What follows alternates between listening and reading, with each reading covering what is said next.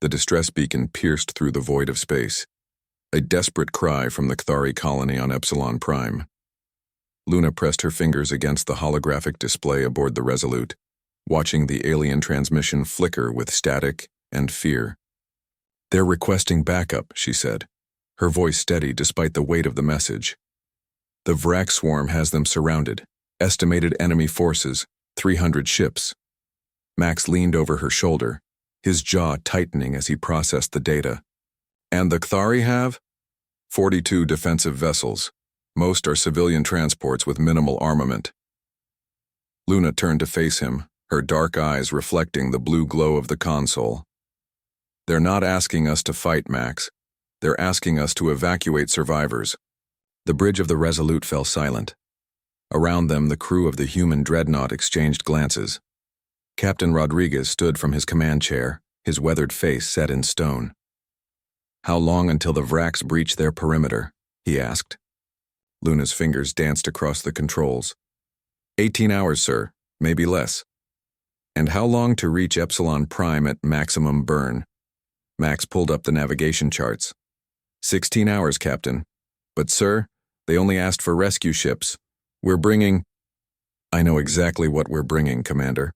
Rodriguez's voice cut through the air like a blade. He activated the fleet-wide communication channel. "All hands, this is the captain. Battle stations. We jump in 15 minutes. Luna felt her heart hammer in her chest. The Resolute wasn't alone. The human fleet had been conducting training exercises in the neighboring sector. 12 dreadnoughts, 36 cruisers, and over 100 support vessels. It was more firepower than the Cathari had ever seen in one place. "Sir," Luna ventured, carefully, "the Cathari specifically requested non-military intervention. They're a peaceful species. They might not understand—" "They called for backup," Rodriguez interrupted, his eyes fixed on the view screen showing the gathering fleet. "They're about to learn what that word means to humans." The jump to Epsilon Prime was a coordinated ballet of precisely calculated hyperspace windows. Max stood at the tactical station, his mind racing through combat scenarios. The Vraks were known across the galaxy as relentless predators, insectoid creatures that consumed everything in their path. They didn't negotiate. They didn't retreat. They only understood strength. Emerging from hyperspace in 30 seconds, Luna announced, her voice carrying across the bridge. "All ships reporting ready status." Max pulled up the tactical overlay. 300 Vrak vessels surrounded Epsilon Prime like a tightening noose. The Cathari defenders were scattered, their formations broken, ships limping on damaged engines. 5 seconds. Luna counted down. 3, 2, 1. Reality snapped back into place with a gut-wrenching lurch. The human fleet materialized at the edge of the system in perfect formation, a wall of steel and fury between the Vraks and their prey. The communications console erupted with frantic Cathari transmissions. Luna filtered through the overlapping voices until she found the colony administrator. "Unknown vessels. This is Administrator Jek of the Cathari colony. We did not request military intervention. Please do not engage. The Vraks will—" Rodriguez cut him off with a gesture. Max opened a channel to the entire system, broadcasting on all frequencies. "Vraks forces, this is Captain Rodriguez of the Earth Alliance Navy. You are hereby ordered to withdraw from this system immediately. Any hostile action will be met with overwhelming force." For a moment, the void was silent. Then Luna's sensors screamed with activity. "Sir, the Vraks are breaking formation. They're turning toward us." Max's tactical display lit up like a Christmas tree. Every Vrak ship had locked weapons on the human fleet. 300 ships against barely 200. The insects thought they had the advantage. They had never fought humans before. "All ships," Rodriguez commanded, his voice cold as the void. "Weapons free.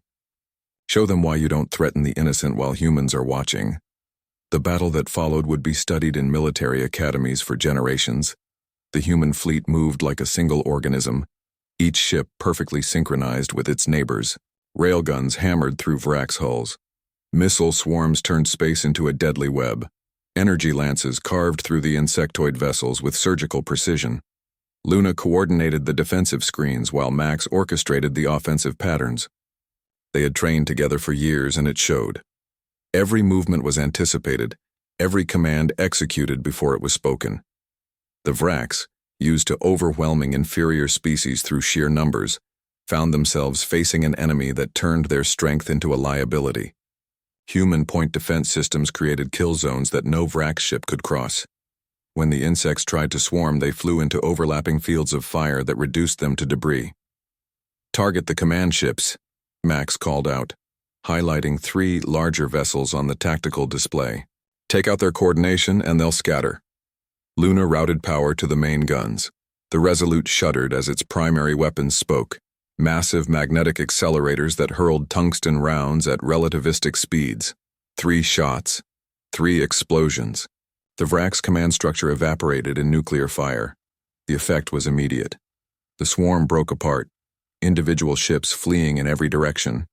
The human fleet pursued with ruthless efficiency, eliminating every vessel that didn't immediately jump to hyperspace. 20 minutes after the battle began, it was over. Luna sagged in her chair, adrenaline draining from her system. Around her, the bridge crew moved through post-battle procedures with practiced efficiency. Max appeared at her side, offering a water bottle. "You okay?" he asked quietly. She nodded, accepting the water. "The Cathari are hailing us." Rodriguez straightened his uniform. "Put them through." Administrator Jek's face appeared on the view screen. The Cathari was a tall, willowy being with iridescent skin and multiple sets of eyes. Those eyes were wide with shock. "Captain Rodriguez," Jek said slowly, "we only requested evacuation support.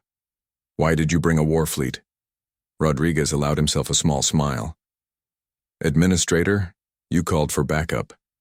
In the Earth Alliance Navy, when someone calls for backup, we don't send a shuttle, we send everything." Jek was silent for a long moment. Then his translator conveyed something that might have been a laugh. "I see. We are unfamiliar with this concept. But we are grateful. How can we possibly repay such a debt?" "No debt," Rodriguez replied. "We don't keep score. You needed help. We provided it. That's what decent beings do." As the channel closed, Luna turned to Max.